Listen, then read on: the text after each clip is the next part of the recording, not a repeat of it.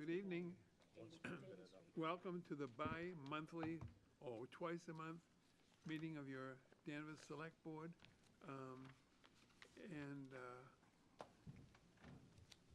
May we begin with the Pledge of Allegiance, and Matt, would you lead us in the Pledge of Allegiance? Pledge allegiance to the flag of the United States of America and to the republic for which it stands, one nation, under God, indivisible, with liberty and justice for all. Thank you, Matt. Madam Clerk, would you kindly read the items? Yes. Approval of the minutes of October 17, 2023. So moved. Second? Moved and seconded. Any discussion? Thank you. All in favor? Aye. All opposed? It is a vote. New public business. At this time, citizens are welcome to make comments on any matter they wish to be brought to the attention of the Select Board. Please limiting your comment to 2 minutes or less. Mr. Bradstreet.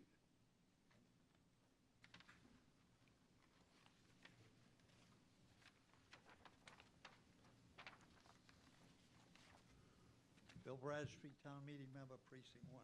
A couple things in the past I had asked, and I was told, or asked, tell me you're working on it, the dead and dying trees down at Pope's Landing, the traffic island at the end of Ash Street at Purchase, and I have one other issue concerning the library, if I could. I was down in the library, did a lot of work on the gazebo. However, underneath the gazebo was a lot of wooden trash that needs to be picked up. There's some brush down there. On Peabody Ave, the town spent good money, effort putting in granite curbing on the lawn for the library. However, they didn't backfill it. It's a tripping hazard. I'd hate to think someone would trip and then go to the town manager and say, you've got a problem, or we have a problem, if you could. That's it for tonight. Thank you, Mr. Bradstreet. Are there any other citizen comments? Mr. Manager, did you wish to respond to anything? I wrote down what Bill said. Okay. The board will meet again. Sally. Oh, Oh, Sarah, I'm sorry. We have our state representative and lifelong Danvers person. Welcome, Sally. You are not limited to 2 minutes. Thank you. I will only need 2 minutes, maybe 3. Good evening. Thank you for giving me a minute. Just to update quickly, there will be a supplemental budget that we in the legislature will pass tomorrow, and it sounds it's a closeout budget, but it's substantial. And among the things that we will do, number one, honoring contracts for state employees who were, a raise was approved in, I want to say May. Now we get to the point where those raises will be processed, if you will, finalized in this spending supplemental, call it a sub-budget. That's tomorrow. The other item that's in that budget I'm happy about is $75 million for communities like ours, stepping up to care for and educate children who have come here as migrants. And I could not be more proud of my town for the way in which everyone, several of you in this room included, have just without question or reservation welcomed children, teachers, helping them. It's a lot on our teachers and our paraprofessionals, but no one is complaining, no one is indicating anything other than absolute commitment to helping and making these children feel welcome. The $75 million we think will be, it's going to be distributed on the existing formula, which is the $104 per day, and it will be quarterly. We would like more, obviously, but this is a very welcome development, I would say. There were rumblings of a bill that was filed, I think, but it was by the rep from Salem, the new legislator from Salem, having to do with the South Essex sewage. Excuse me, I stand corrected. The new rep from Salem did not file it. It was filed last year, and so now Rep. Cruz has kind of inherited it. There were rumblings that it had been reported out of committee, and then I learned that an email had gone out from the clerk, and it has been resent back to its committee. Could have been an error, could have been a mistake. I believe firmly that the SESD assessment situation will not change, that this legislation, I'm pretty certain, will not move all the way through the process, and I just wanted to kind of put that out there. I think it's no reason for concern. Sometimes I think it was a candidate for mayor who filed it. No? The acting mayor after Excuse me, former yes, mayor I'm was sorry, elected. acting mayor. Yes, thank you, thank you. So I'm not terribly concerned about it, but I can understand, should anyone have heard that this was moving. It was interesting to get the email from the clerk saying it's been sent back to the Revenue Committee. We passed gun legislation a couple of weeks ago. I think it's a very sound piece of legislation. There was a group of people who were extremely vehemently opposed, including a friend of mine in town. But at the end of the day, we made some changes to expand the rights of law enforcement on duty and off duty to carry weapons into what are called prohibited spaces, schools, public buildings, polling places. I think that was the right thing to do. It does a great job of expanding the Extreme Risk Protection Order, ERPO, which is the red flag law that you've probably read about, where someone can petition the court to say, I'm very worried about my spouse. I'm very worried about my girlfriend or boyfriend, and I don't think that they should have guns. And now that's been expanded to include other licensed professionals, clinicians, that will help identify someone who is in crisis and who should not have access to their weapons, even if they're legally owned. So I think it's a very good bill. It's comprehensive, and it also deals with ghost guns, which are a real problem. Worth noting, by the way, if you are a gun owner, whatever you have, you're not affected. You will keep what you have. It does then go on to articulate it updates the definition of assault weapons and adds many to it. But whatever you have now, you're fine.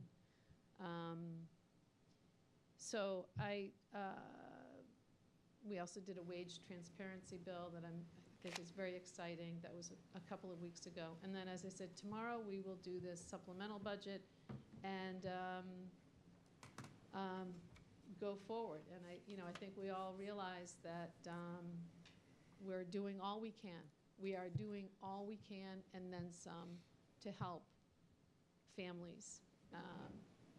It is a very difficult situation. We are the only state with a right to shelter law.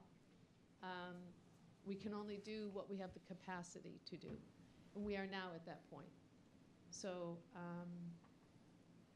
that's where we stand, and we hope that the wonderful cooperation that we've seen among cities and towns and the tremendous help of the nonprofit sector will continue, because I think people will still continue to come. They're fleeing terrible violence, terrible poverty. So, but again, we don't have unlimited space and resources. We just don't. So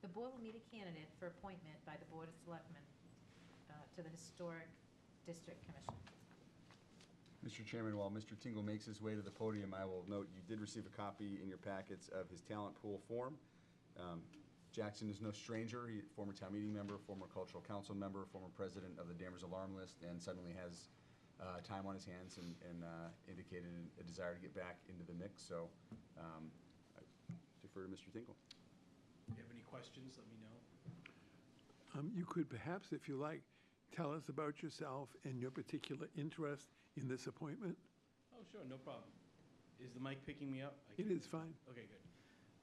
So I grew up in Danvers. I was on the board. He gave me a great introduction, so some of the introduction, I think, covers some of the concerns as far as my background with the nurse homestead and the alarm list company. I'm a history teacher. I don't live in the historic district, but I do live adjacent to it. And it's a special spot in town that I'm interested in helping shape and guide. Thank you. Yeah, you're very welcome.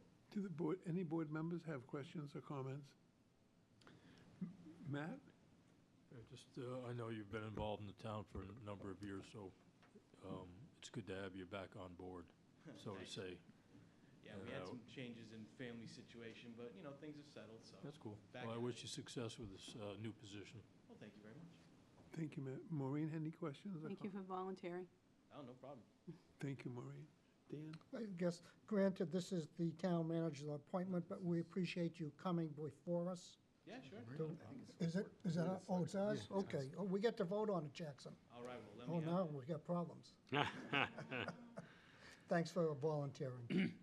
Guard? Yeah, I don't think we have any problems. I think it'll be a slam dunk. I've known Jackson for many years, and his work on the, as president of the Danvers Alarm List Company, Rebecca Nurse Homestead, and his involvement in local history, including his historic home, is a testament to his commitment to preserving town history. So I fully support this. Thank you, Guard. It is a public hearing. Did any members of the public wish to comment or question? Move we close the public hearing? Motion to Second. close, and second, all in favor? Aye. Aye. All opposed, it is a vote, and the speech you just made, Gardner, that sounded to me like a motion to approve. Sure, I was going to defer to you if you wanted to because of your. Thank you, Gardner. I would make the motion that we appoint to the Historic District Jackson Tingle. Second. And is there discussion on the motion? Hearing none, all in favor? Aye. Aye. All opposed? Congratulations and thank you for your Thank you. service. Thank you very much. The board will conduct the annual tax classification hearing.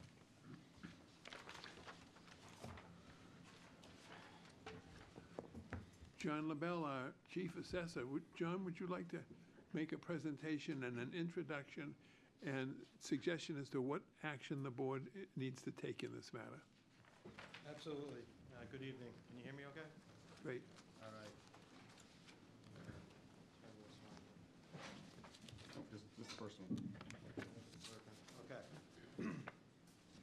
All right, so we're here for the annual classification hearing, which in plain terms is we're going to set the tax rates. The board has for those following along at home, I just want to let you know all this information is available on the assessor's webpage. If you go to the assessor's page, there's a tab that says Tax Classification Documents. This presentation, along with the report, the sales for the year, and the shift options available to the board are all on that website if you want to follow along.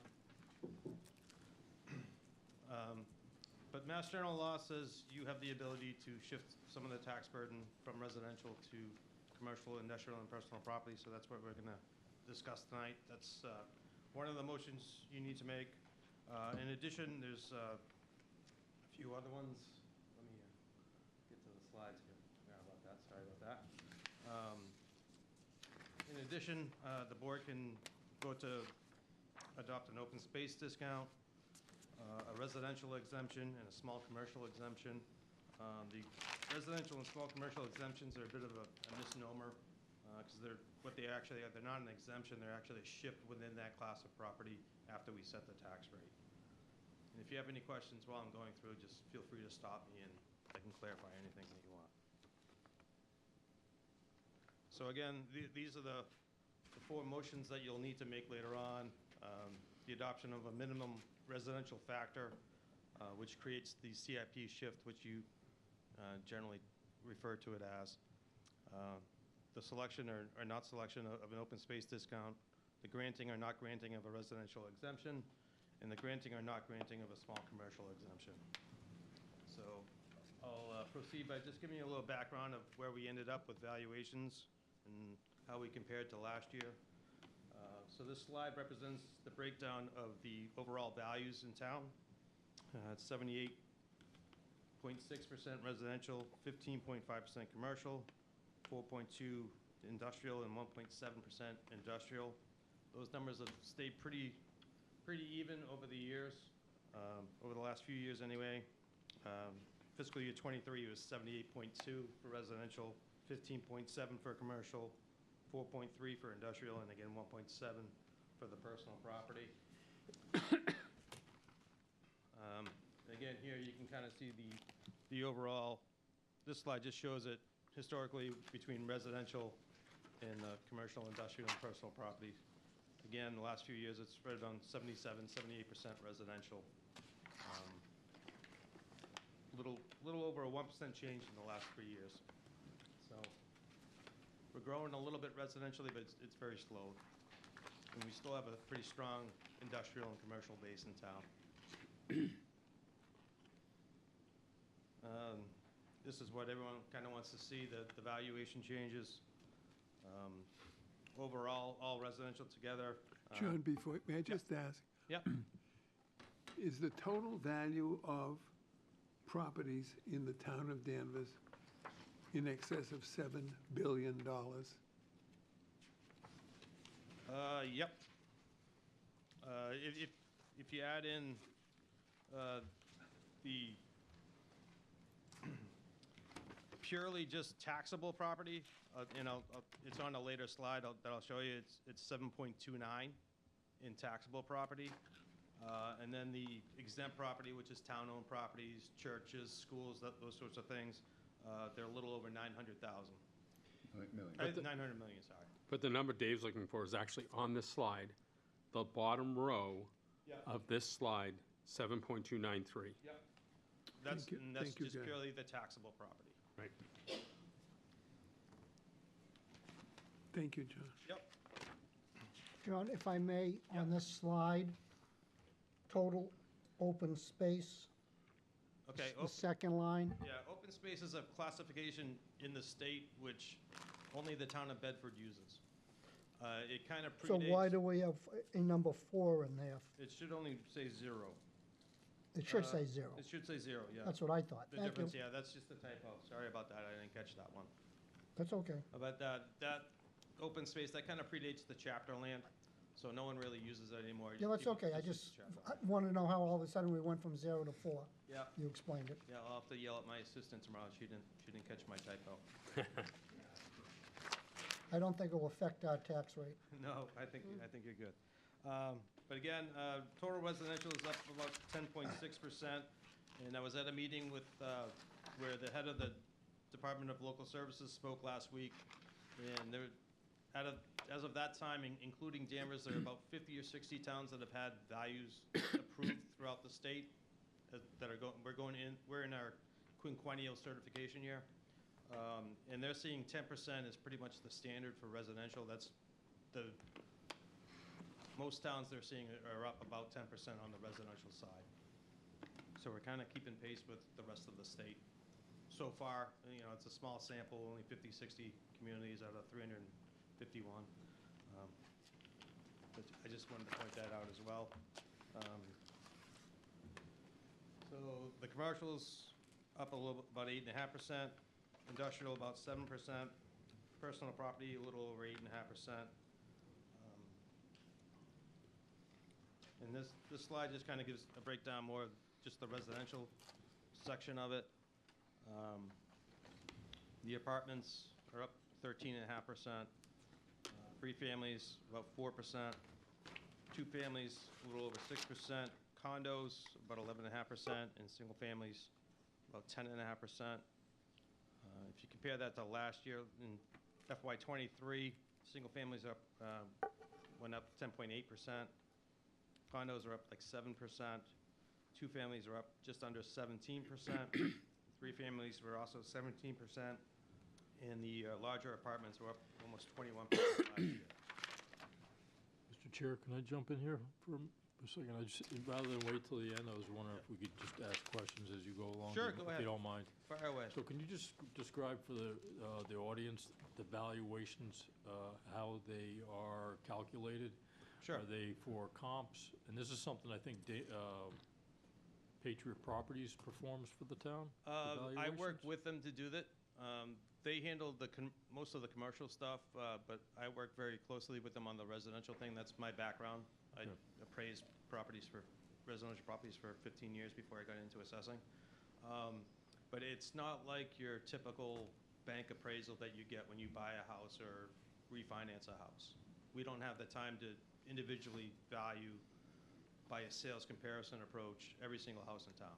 There's 10,000 properties. It would take the entire year to do it. So what we do is we use statistical analysis and the cost approach. So basically, your values are determined by a cost approach on the residential side.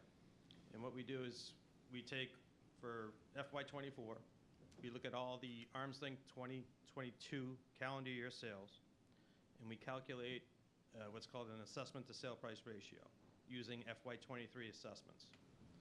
And the state guideline says the average single family, that's our largest group of properties, the average ASR of those sales has to fall between 0.9 and 1.1. We generally try to bring that in around 95%. I think this year we might have been at 96%. I'm not sure exactly where it was, but I think it was 95 or 96. And then for all other classes of property, condos, apartments, commercial, industrial, they have to fall. If we're at 95% for single families, everything else has to fall within 5% of that.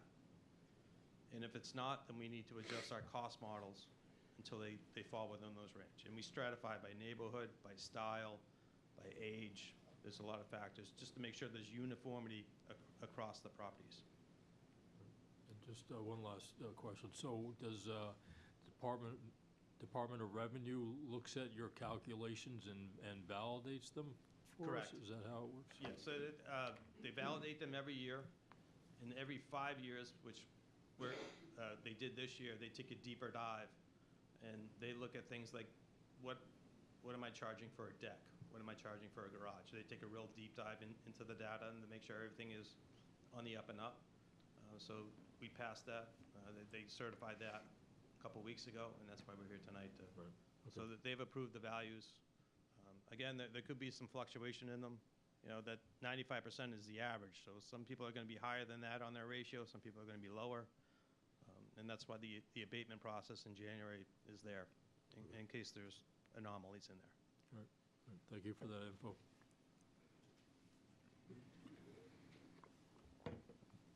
Gary, Can I ask 2 questions? you better go to the microphone if you want us to hear you.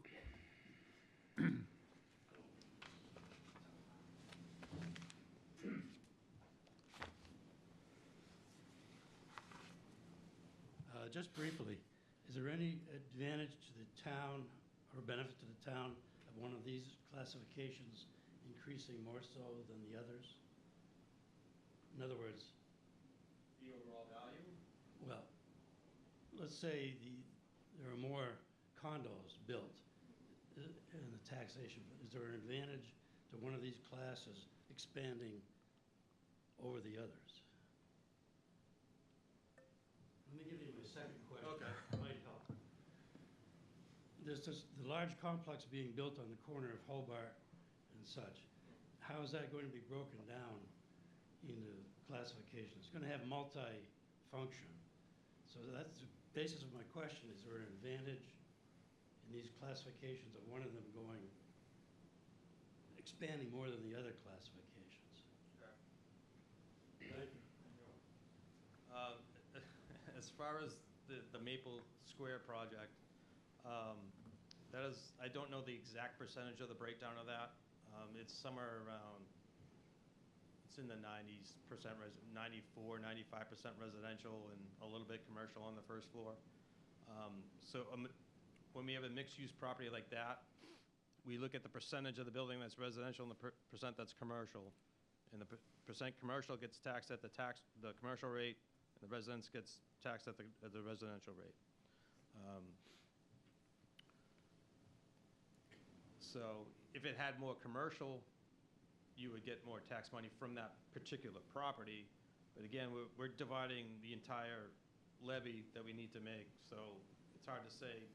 Town's not going to make any more or less money because that one, it's just going to disperse it differently if that was a 100% commercial bill. Can I answer the question a little bit differently, too? I think that the process we're going through now is the outcome of a process that, with respect to the project you're describing, really started 2010. So the planning board and town meeting make sort of broad decisions with input from the select board and the finance committee in terms of what the land use, the ideal land use looks like. When we rezone, we create overlay districts. Sometimes we change, not often, but you might change the base zoning. Those zoning decisions which determine whether we're looking to attract certain types of businesses, whether we're trying to attract certain types of housing, lead to new growth, redevelopment, et cetera, that generates values that John's office then has to calculate.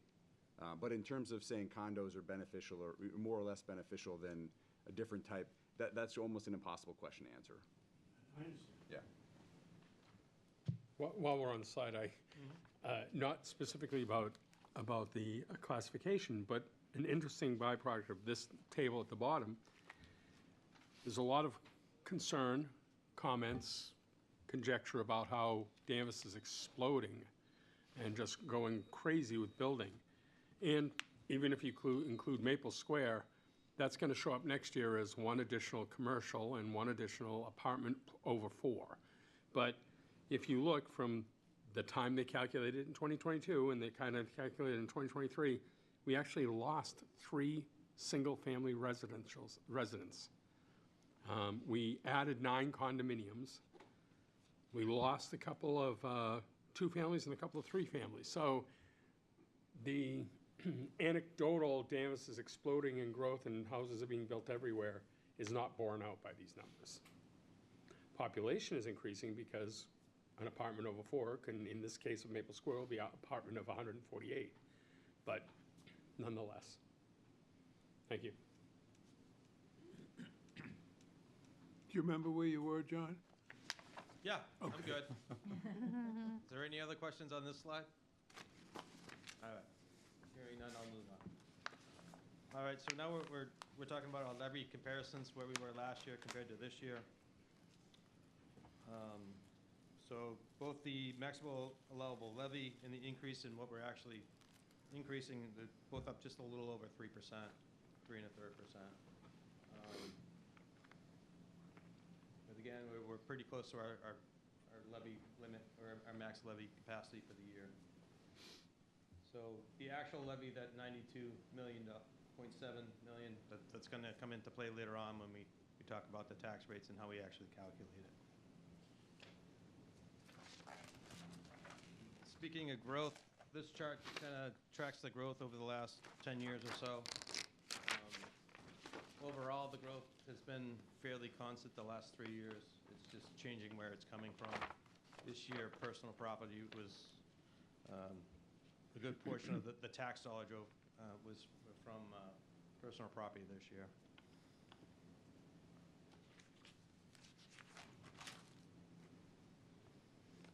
And now we're going to take that levy number and we're going to decide what the tax rates are. And selecting a factor of 1 would create a uniform tax rate or a single tax rate, which both commercial and residential would pay if we did that. So to get that, what we call the uniform tax rate, we're going to take our $92.7 million, and then here's the $7.2 billion in value, total value. We're going to divide that, and we're going to get a uniform rate of $12.72. Just in comparison, last year, the uniform rate was $13.54 before you shifted it.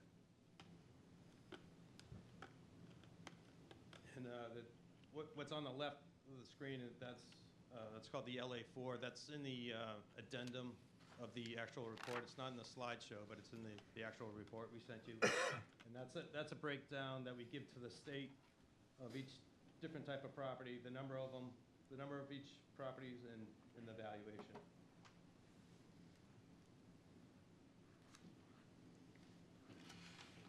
So this is a little history of where the single-family average tax bill has come in the last 10 years or so.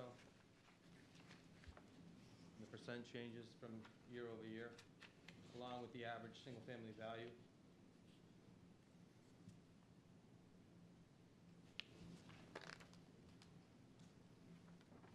And I looked earlier this morning, and none of our surrounding communities have established a tax rate yet, so this slide is from where everyone ended up last year for fiscal year '23. So you can kind of compare the number of parcels in each, single-family parcels in each town, the average tax bill, and the average value. And Danvers is shown there in red, so you can kind of see it's sorted by the average bill. So we're the fourth from the bottom. You're the On red line, this- so the yellow line is the overall state average. So if you're just looking at the blue and the red lines, as far as the average single-family tax bill, you are the fourth cheapest of those communities. So that's 9 that are higher than Danvers. Hmm? And 9 are Yeah. higher than Danvers, and the average Yeah, tax again, bill. that's just the sample that we historically show you. It's some of the surrounding communities as well as some similar communities from a little bit further out. Well, and we're consistent, we pick Yeah. the same community Yeah, year every after year, year. yeah. So Yeah. that's fine. Yeah, and actually, the town manager explained why we pick certain ones. We pick our border communities, and then we pick the remainder of the communities are like size, like government. So they're towns as opposed to cities outside our border towns, where they're not cities, because cities get a totally different reimbursement, state aid, so on and so forth. But they're towns of comparable size and median income and that kind of information. So, and as Dan said, we consistently use the same ones. We don't cherry pick to make us look better. Correct.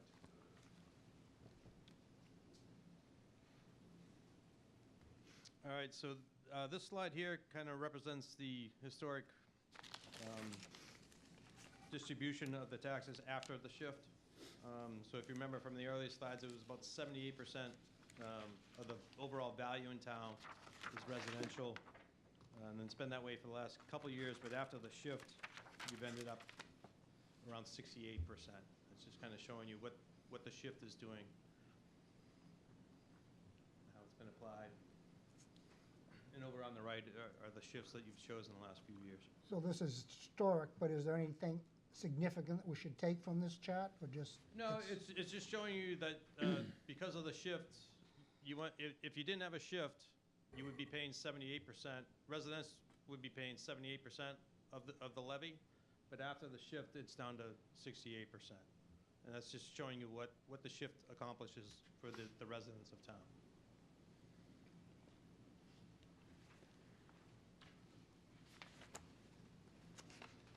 And again, this is just those same communities and where they're at with shifts. And the percentage of the commercial makeup of each of those neighboring communities. And many of them are above the 150 that we're currently working within. Yeah, again, this is as of last year. So as of last year, there was only, 2, 4, 7 that could go above the 1.5.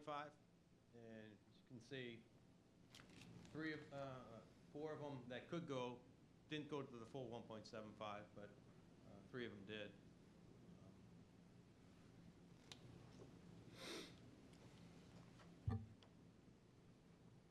And now, I don't know if you want to. I think historically we kind of skipped the residential one. We saved that for last, I think, typically. But these next 2 slides just kind of give you a breakdown of where you've kind of been in the past, you have a larger spreadsheet of all your options, but I don't know if you want to go on to the other three motions first and come back to this one. Mr. Chairman, do you want to take the small ones and get them out of the way? I would like you to make a recommendation, Dan, as to you. Well, I think John just made a recommendation that we take the other motions, get them off the table, because most of the conversation will focus in on what is the classification number and the shift. I'd be fine with taking the three out of order. Yeah, okay, anybody else agree? All right, you have a consensus, Mr. Chairman? Could we proceed that way then, John? Absolutely. What's the next thing? Let me get there. All right, so this is the easiest one. This is the open space discount, and since we don't have any open space, it really doesn't matter if you choose to do it or not. It's not going to affect anything. Any preference among the board members? Well, I'd make a motion that we don't adopt the open space discount. And I would second the motion. Yep. Any discussion on the motion? All in favor? Aye. Aye. Opposed? It is a vote. Thank you. Okay. The next one is the residential exemption. Again, exemption is kind of a misnomer. It's really a shift within the residential class. This would involve people applying to my office stating that their property is owner occupied. We would then reduce everybody's bill by the average amount and recalculate the taxes.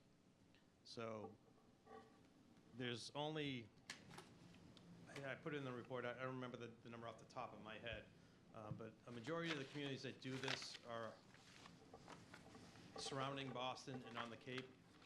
So that the Boston communities have a high number of rental properties, which are not owner occupied. The Cape has a lot of second homes. So what you're doing is you're shifting some of the residential burden from people that live in town to people who own property but don't occupy those properties. It's on page 11 of the report, which is the end of the document we all got, as a further description of it. So if you go to landscape, from landscape to portrait mode, they just put the two reports together. And as you said, that only 16 of 351 municipalities even attempt this or do this. Correct. So if people want time to read that, but I would make a motion that we do not adopt the Class 2 open space residential exemption. I second Open it. space or Residential. residential? You're confusing Well, I'm the not two. Class 2 open, oh, I'm sorry. I'm actually reading page 11. You're right, residential See. exemption. I move we do not adopt the residential exemption. Second? Is there any discussion on the motion, please? Yes.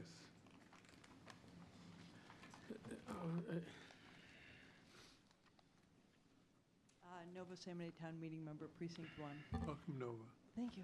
I'm just curious if this also applies like Airbnb. Like, I know that Danvers doesn't have that much of an issue with that, but like Boston and such towns, where a lot of property is being bought by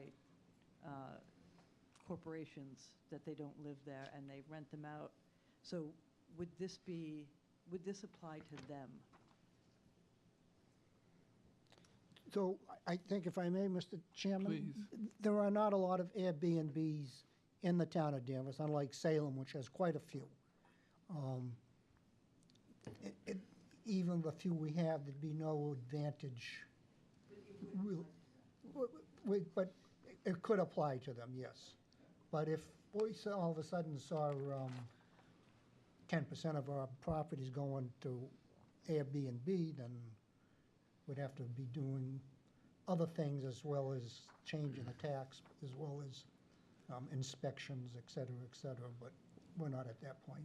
And of the 16 of the 351, primarily they are vacation home destinations like Nantucket, like some places on the Cape, where it's a big, not a snowbird, but a summer vacation place, where those properties, a large portion of those properties are owned by people who don't, they're not owner, they don't necessarily occupy full-time. It's not their primary residence. It's not their thank you, they're not their primary residence. I didn't think it applied to us necessarily. Yeah. I was just curious if that. And some of the few that are in town are actually a unit within a property, a multifamily, in-law, what have you. Not that that's legal, but, so we have a motion and a second, David. Okay. Any further discussion? All in favor? Aye. All opposed? That is a vote. Thank you. Okay, and the next one is the small commercial exemption. Again, this is a shift within the CIP class of properties. In order to qualify, the business would have to have no more than 10 employees. The value of the property would have to be no more than $1 million. Again, I'd have to take in applications from these people and verify with the state how many employees they have. Obviously, the value I can figure out. But again, it would be a shift within that class of property. And I would make a motion that we do not accept the small commercial exemption. One of the issues here is, and it's noted in the description here, it applies to owner-occupied property. So, for example, our friends at Kathmandu couldn't benefit from this. They don't own that property. People who rent their store space are not subject to this 10%. So it really does, and it's $1 million. It's $1 million. So you've got to own a business that's worth less than $1 million and have no other businesses in that building. It's probably a very, very small percentage of businesses in town. And Did you make a motion? Yeah. Did anybody second it? I'll second it. Thank you. Second. So, Any further discussion necessary? Hearing none. All in favor? Aye. All opposed? That is a vote. Thank you. And John, we have something new this year, the senior work-off. Do you want to explain that? That's not part of the classification. That's It's just. not something separate? That's a separate agenda item, really. Okay. So we can go back to the residential Thank you. at this point. So again, I had some slides in the presentation, just kind of showing you. The first one is all residential versus all commercial and industrial. And the range there, most of those ranges are kind of the range that you've been in the last few years. Then there's a few down at the bottom showing that now that you can go over the 1.5 for the first time, what that may look like. And the second slide is a breakdown of residential properties with single-family condos and two families, just showing you the different breakdowns of what the tax rates would do to the average bill. could you describe what mechanism or what happened to allow us to go from 1.5 max to 1.75 max? It's a kind of a crazy formula. So basically, what I have to do is I take the levy percentage after the shift from last year, which was the 68-point-something%, and I have to compare that to what it would be at 1.5 this year. If one is greater than the other, then we can go beyond it. If one isn't, then we have to stay at 1.5. So literally by percentage points, we got over the 1.5. So does that mean crazy There's calculations? a slide in the report that Yeah, has that. on page 8. I saw it. Yeah, Well, that maybe has you ought the to point- breakdown of the formula. You may want to point that out because that's something we may want to consider or not this year. Well, the other question I have is, as you describe it, in your words are a crazy calculation, and I get it, it's the state crazy calculation. If we went to 1.75 this year, if we had the opportunity, you could go there. Is there an opportunity that calculation next year would then cap it at 1.5 and then we're kind of? No, well, if you went to 1.75, then that's going to be the first number. All right, so 1.75, the minimum residential factor is that point. It's on the. It's not on these slides, but it's on the big spreadsheet. It's 0.80. It's 0.80. Yeah, rounded. All right, so that number would have to go in that top box. All right, so at 1.5 is going to be, you'd always be able to go to 1.75 until you go back down in the 1.4 range. Then the next year, you may not be able to go back over it. But there is a mathematical opportunity that could drop. There's a way you could get back, but you would have to stop going to the 1.5 that extreme 1.75 shift. Well, if we picked any, so what you're saying is anything, if we pick anything higher than 1.5 up to 1.75. Yeah, yeah. Because Most we could, likely next year you'll be able to go over it again until you would go back to a much lower number then I'd have to start over. I guess I'm concerned about the most likely. Let's say we went to 1.51. Yeah, When we all land on what we think it should be and agree, right. this year we say it's 1.51. If you're at 1.51, then, without knowing where the numbers are gonna be next year, I can't tell you for certain that, yeah, you can go over it again, or maybe you can't. Okay. So Because it would be if I based on may- what 1.5 next year calculates to, So it's based on the percentage it's of. different every year? Yeah, because it's based on the percentage Yeah, of, that's my concern. the, if all of a sudden you build 100 commercial properties, then maybe you're not gonna get back over it, because their percentage is gonna go up. Which that's not, right, that's not borne out by the numbers we have. Right, But yeah, I'm Dan just throwing it out there synthesized my that- question. There's an opportunity that we could, if we went higher than 1.5, we could be compelled to go back to something lower in the future, and that puts us in an awkward space. If you go back to the slide that showed the shift over time, Shift over time. right here, Yep. I think 2006 and 7 show the type of shock to the system that would have to occur for the calculation he's describing to actually go backwards. Because if the shift went to 175, you would be offering hypothetically, a 175 shift this year would offer a massive tax break for residential taxpayers. It would. So in practicality, if the market continued to behave the way it has, the only way you would go back below 1.5 is to then start having outsized tax increases for the next 4, 5, 6 years to bring the ratio back down below the 1.5.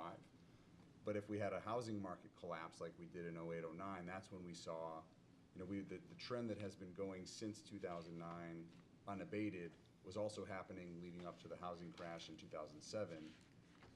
The housing crash caused the shift to go from 142 to 136 to 13 and down to 126. So Right. hypothetically, I think it could, what you're describing is a concern, but I think in reality, you wouldn't naturally go back once you go to 175 because you would be offering double-digit tax increases for a series of years to bring the ratio back. And if there was a housing collapse next year, the way we had in 07, that would reset a lot of the formula anyway, because you'd be looking at your values of the residential as a percent of the total grand list would drop again the way they did 50 years ago.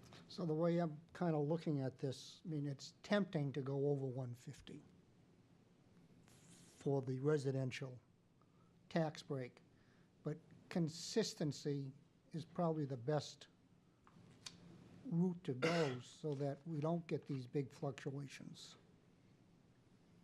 Just my thought. What's next, John? Next is you select what factor you want. Okay. Did you bring your dartboard? So, if I may, Mr. Chairman, what I just said about consistency, I'm looking at a 1.4630, which would give us a residential increase of 4.61% and a commercial of 4.66. There are, yes. And there's others in that range, but Yep. that's my motion, if there's a second or Well, not. can we, Yeah. I'll second the motion, and then we can have discussion, because Yeah. I'd like to hear the other members' rationale, what their thought process is, what their rationale or methodology or recommendation. Yeah, right, but it's proper to have a motion second for discussion. I seconded it. Thank you. Is So, it, Can I ask? Maureen, So- please? Yeah, thank you, David. So we're still talking about the shift, right? We still want to shift everything, like the residential to the commercial to the CIP. Well, you We're not could- going back to Right, one. we're not, right, Well- we're not doing that. And then, with the values of the homes up each year, how much new growth has been added on that? That was my question I had. Well, the new growth doesn't have anything to do with values going up. Okay, new growth is, But it takes, new growth, for an example, is there's a vacant lot, we build a house on it, the vacant lot last year was worth 400,000, now the new house is worth $1 million. That $600,000 difference, that's growth. That's how we calculate growth. So when people put on an addition, add a second floor, that's growth. Just the market increasing 10% isn't factored into the growth numbers. But the growth in town with the developments and things like that, right? Correct. Okay. And the reason, to me, it looks like some of the 2 or 3 family homes that are down and the condos are up, but because people are taking those 2 or 3 and converting them to condos, right? Well, part of that is we had some big increases to the 2 and 3 families last year. There weren't as many sales, so we didn't have as many data points to look at for those. So, you know, if there was 10 more sales, then maybe they wouldn't went up more. But based on the few sales that we had, to have them in the state, you know, range of where they need to be, it was only that 6-7%. It wasn't. But if you look at last year's, they went up significantly more than the condos did. Okay. And the residents can always ask for the abatements come January, correct? They can apply for an abatement, and it needs to be based on their value not being representative of market value as of January 1st, 2023. And the residents also have, you know, I'm thinking more for the elderly or the veterans or something that they have. Do we have that work program to offset the real estate tax? There's the senior work-off program, Okay. which is still available. There are statutory exemptions for disabled veterans. There's some for seniors of a certain age with low income. There's income and asset parameters of that. That information's on the website as well. And then we have the Elderly and Disabled Taxation Fund. If someone doesn't qualify for one of those exemptions, but they're pretty close, we had that fund available. That last year we only issued one person that because people just don't apply for it. I don't know if they know about it or what it is, but you know there are options out there. But again, it's really for the people in really tough shape. It's good that they know about it, though, that you're talking about it tonight. That's great. And we're going to mention the senior work-off when we're done with this. There's been a change to that where they can actually make some more money if you adopt it.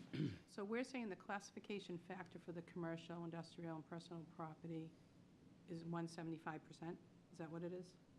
No, you can No. shift it up to 100. We can shift it up to that, okay. All right. And then, let's see, my other question was, how much would the residential tax rate be if we didn't do any shift to any commercial? That was that $12 number that I gave out earlier. So Okay. the rate would be $12.72 for everybody, residents and commercial. Okay, and I mean, just to let the residents know with some research here, you know, that I think we do want to have the shift. I think Danvers has a lot of property, a lot of commercial property to help offset the taxes for the residents. I mean, just looking, I've seen a lot of surrounding communities, Groveland, Boxford, Raleigh, Georgetown, Marblehead, Amesbury, Salisbury, Merrimack, they all have the same, you know, tax rate, if you want to say it, where some of the ones where Danvers, Andover, Beverly, Salem, Swampscott, where there's a lot of sometimes more commercial influence, so it's helping the residents too. And Hamilton really is the same across the board in Ipswich too, because they don't have a lot in Topsfield too, and Wenham. I think that was my main questions. I might have a few more. Okay. All right, thank you. Thank you, Maureen. Matt, did you have anything? Yeah, I have a few questions and some comments. First of all, can you just clarify this spreadsheet that was in our packet? These valuations and percentage increases, those are based on the shift that we choose tonight? It's Yeah, not based on the figures from FY '23? Correct. Yeah. So the numbers up top, it shows what you paid last year. Yeah, I see that, yep. It shows what it paid up top. At the top of the page, it shows what you paid last year, or what the average bill was last year. And then these in the white are the available shifts to you, what the tax rate would be and what the average bill would be. Right. And the difference in the bill based on what shift you choose. Right, so the shift that we chose last year for FY '23 was 1.475. Correct. Right, so that equated to a increase to the average tax bill of around $300. So if we chose the same shift for FY '24, that's what residents would see on their tax bills? The 1.475, the 298 was it? the single family would go, Two- yeah, just yeah. about $300, be Yeah. Yeah, 298. I'm just If you looking. chose that exact Yeah, I'm number, looking at, yeah. yeah, I don't know why we're talking about 1.75. That sounds like crazy talk to me. Well, that's a significant change. You know, that's the dilemma here is we're either, pro-business or we look at businesses like the bad guys or the rich guys that we can just tax. But I think even though the tax is the commercial taxes on the property owner, oftentimes there's language in the lease that allows those increases to be passed immediately on to the tenants. And so in this climate now where small businesses especially are having, difficulty with inflation and with increased interest rates, I don't think that we should even be really discussing that. I would be in favor of just keeping the shift that we used last year and leave it at that. That's all I have for the moment. Thank you, Matt. Have you spoken to Not this yet. guy? Nope. Could you pass these down? Thank you. I appreciate the other board members giving their rationale for a number they picked. Well, Dan picked a number and Matt picked a number. This is exactly that spreadsheet that we all received. And the 1.75 is really just letting us know what the legal limit is. Legally, we previously could go to 1.5, which means we could shift 1.5 onto the businesses. Now, what we're being told is if we had to or wanted to, we could go legally up to 1.75. I agree with Matt that I think it's a crazy number. However, I think it's an important part of the discussion. And to remind people, tonight is not about what the town is paying for something. Tonight is, in May, town meeting set a budget. Think about it, they went to a restaurant, they ordered a meal in May, and now that tonight is when the bill comes and we try to decide how we're gonna divvy up the bill. And because what I sent you was based on the 1.5 top end, but there are many ways that we've done this in the past years. We left leaving the classification 1 behind us 25 years ago. That's gone. And to the point that Maureen was making, if we went to that, the average resident would see a $1,370 bill. Their taxes would go up almost 20%. So there's no way anybody on this board's going to recommend going back to 1.0. If we left it at last year's dollar amount, there's increases. We've a lot of times adopted, even though it is not a 66-34 split between residents and commercial property values, sometimes we've gone that route. But Dan's number is exactly the number I landed on, which is as the effect on the levy, the effect on the taxes happens, it should rise both as a percentage, rise or fall both equally. They should feel the effect. And this is the year that, in a long time, that commercial has outpaced the average increase for the homes. Your home, if you had an average home, meaning half of them above, half of them below, you would have seen a 10.63 increase in the value of your home. We all want our homes to increase in value. Businesses saw a 12.36 increase, so they got a slightly more increase as a percentage. So I landed on exactly the 1.463. I could not support Mr. Duggan's recommendation that we go to 1.4750 and keep the increase at 300, because what that does is it keeps the increase at 300, but it dramatically increases it changes the budget.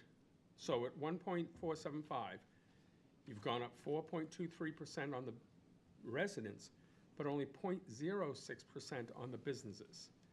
I want it to be as fair as possible for both, that if everybody goes up, everybody goes up, everybody goes down, everybody goes down the same amount. So I landed on exactly the same number that Dan landed on, which is a classification of 1.4630. That's the number you had. Sometimes we're Yes, it off is. by Yeah, that's what by it a is. decimal point, but okay. So that's why I believe that, and with that, with that classification, the average home will go up $319.41, and the average business will go up $1,779. Just, that's gonna come out in the paper tomorrow or the next day, just I'm stating the obvious here, if we go with that number. So I think this is the best way right now. I cannot, in any good conscience, go above 1.5, simply because it's gonna fluctuate. If I can see that the stability for a while, fine, but I don't wanna go there.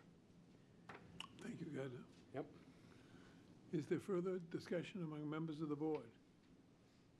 So can, Mr. Duggan, can you tell us exactly what your increase at the 1 point, if we left it the same, it would stay the Yeah, same? we mentioned that a few minutes ago, so that would have been, for the average, single-family home would have been $298. That's what I thought. And then the commercial stays the same too, right? Yeah, it goes across the board. Yeah, Okay. it stays the same. So David, if I could, I'd probably stay with the same as last year too. I'm sorry, can I ask for clarity on your answer, Mr. Duggan? Because according to the chart, it's not the same increase across both. You're increasing so if you look at that line on the charts, I'll get out the charts themselves. It's 5.5% on the commercial. Yeah, Versus 4.19%. right. So, So where is that? If we carry it across here, right? yep, if you look at the Oh, I see. spreadsheet. Okay, yep. Yep. I see it. So again, you made a very good point, Mr. Duggan. You said, are we business supportive or business, or do we consider them cash cows that we can just throw everything on them? If we consider them cash cows and it didn't matter, they're the rich guys, I think you used that term, and I agree. If we consider them the rich guys and we should throw it on, then we should just go to 1.75. But I don't consider them the rich guys. I think there's an incentive to being in town by not being overly taxed as a business as well. So I liked the same number Dan liked, where both go up roughly 4.6%. 4.61 for residents, 4.66 for CIP.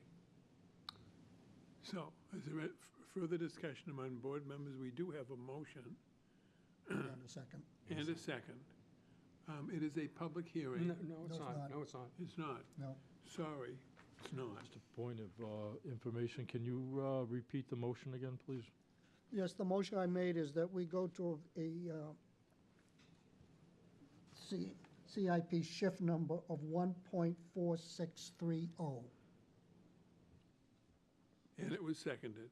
Yes. And just for the record, you're supposed to be voting on the residential factor, which would be the .8739 number, just for the, The .8739. Thank you, John. So if you're changing your motion to that, I'm seconding the Well, change.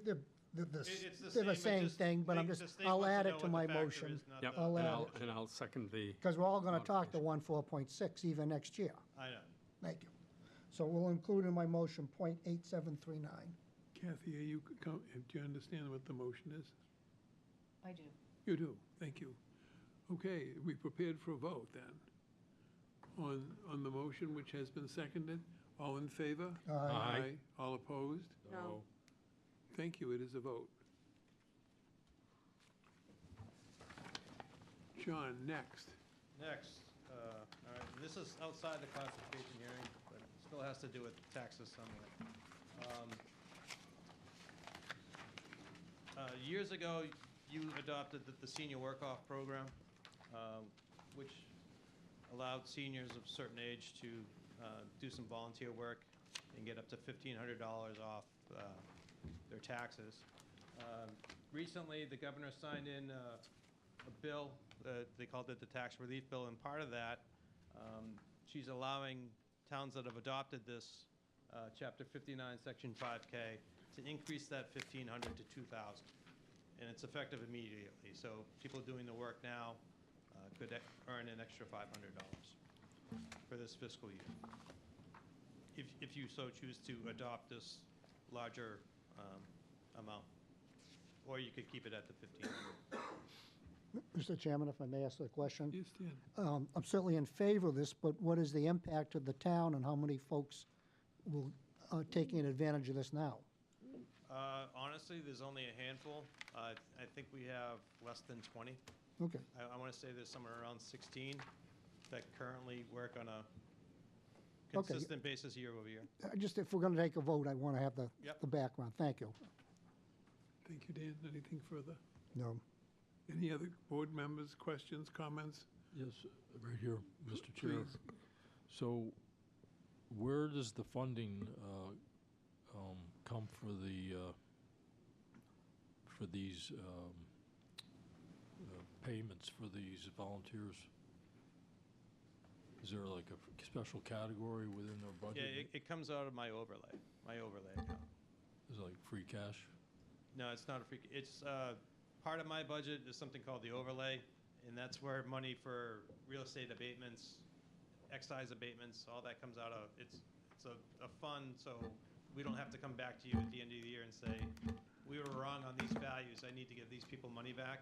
It's kind of built into my budget, that fund. Thank you.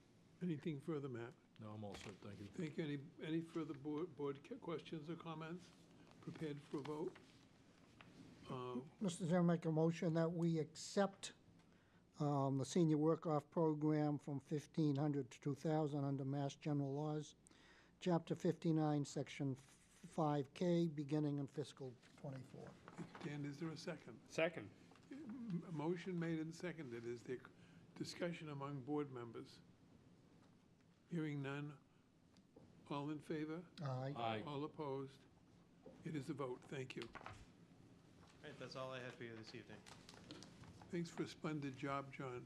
You're welcome. I had one more question for the assessor. Yes, So I think last year we had a motion that we voted to allow the Board of Assessors to represent us with Correct. signatures. The state changed that. That's no longer necessary. It used to be that you would have to give me permission to sign off on you, on your behalf in Gateway on this, on the factor. That's no longer required. The only requirements now are the Board of Assessors signature, Kathy's signature, and the signature of the town accountant.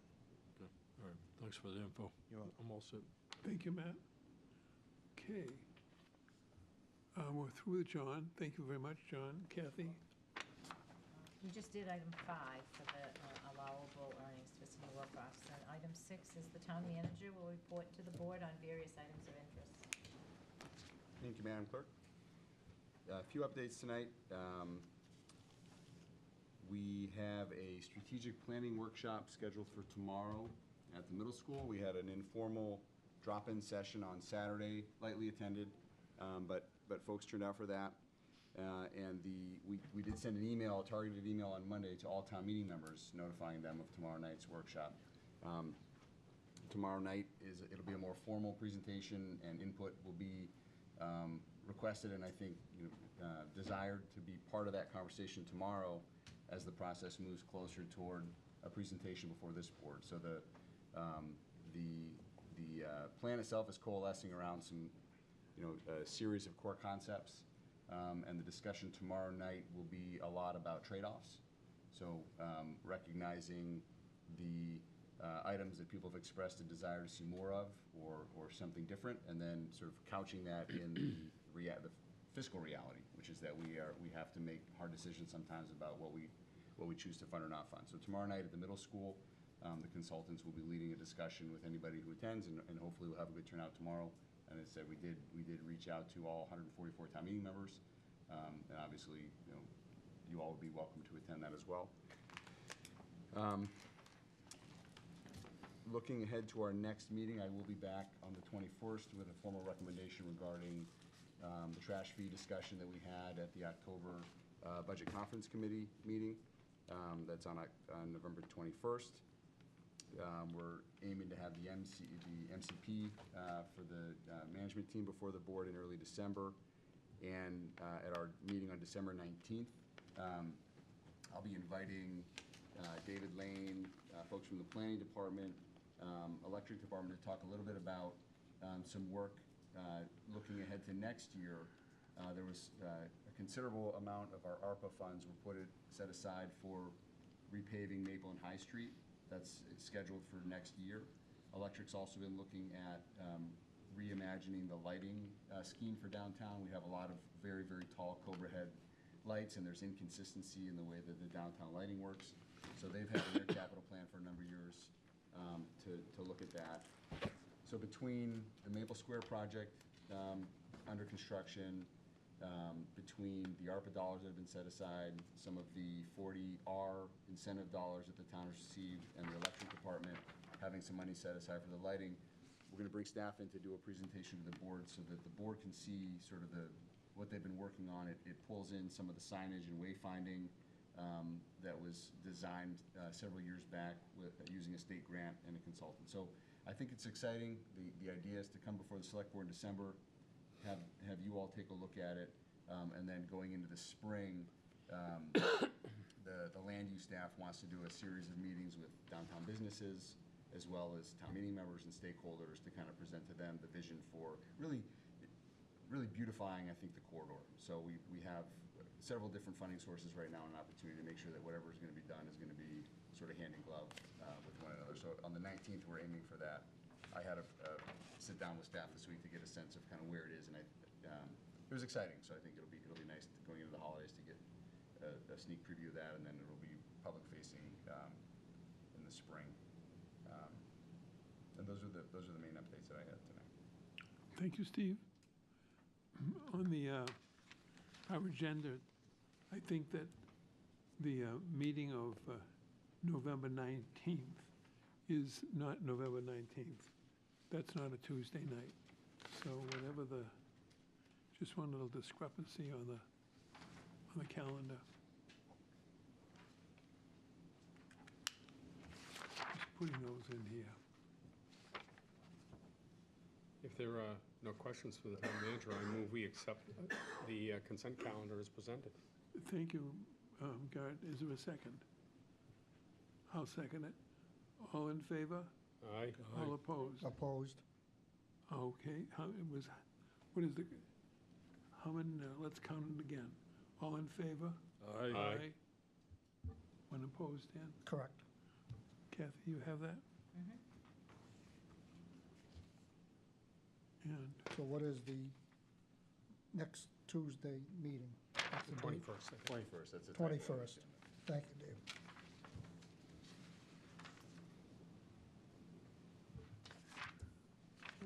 Excuse me, Mr. Chairman, can I just ask a question?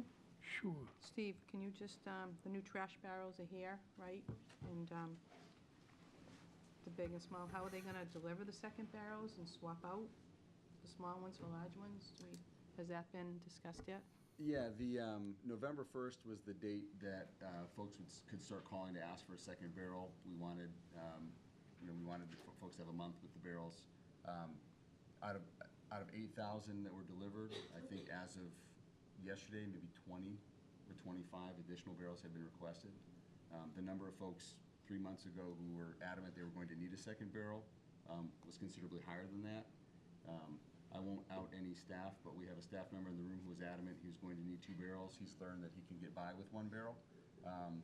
So we're pleased. I think the goal was to try to, we didn't want to issue another 1,500 barrels if we could avoid it. Folks who need one have had a month to sort of see where they are, and so those requests that list was generated starting on the 1st, and I would imagine that by the end of the month, early December, depending on how many requests we get, those will start going out. The swap outs, we did start the list a little earlier for the folks, mostly seniors or folks with physical disabilities that were having trouble with the big barrels. That list was a little bit bigger. I don't have it off the top of my head, but I want to say between 50 and 75 residents have requested the set of smaller barrels. So similar timeline for that. And I will have a full report on the 21st in terms of, Yeah, and can I just ask about the Sure. recycling? And we talked about possibly doing it every week, and, if, is that something we're still talking about, too? we have confirmation, the vendor has agreed to bring that back for the price that they quoted us in the spring. But then so we're working with them to figure out the timing of when we'd be able to do that, but that also will be part of the report on the 21st. Thank you, Steve. Anything else, Maureen? No, that's it for now. Thank you. Where are we now? Correspondence, select board, new business, previous public business, updates, and select board closing comments. Okay, Matt, are you, anything? I'm all set for now. Thank you. Maureen? I think that's it. right Thank there. you, Thank you. Dan? Let's go to garden, please. Well, if I may, this Saturday, we have our Veterans Day ceremony at the high school, 11 o'clock, to recognize our veterans. Hope you can make it. Thank you, Dan. Guard, did you I have no new correspondence, thank you. anything else, Dan? Yes, please, as always, if you see a veteran, thank them for their service and sacrifice. Thank you. Thank you, Dan. Any other business before the board for tonight? So we are declared adjourned. Thank you.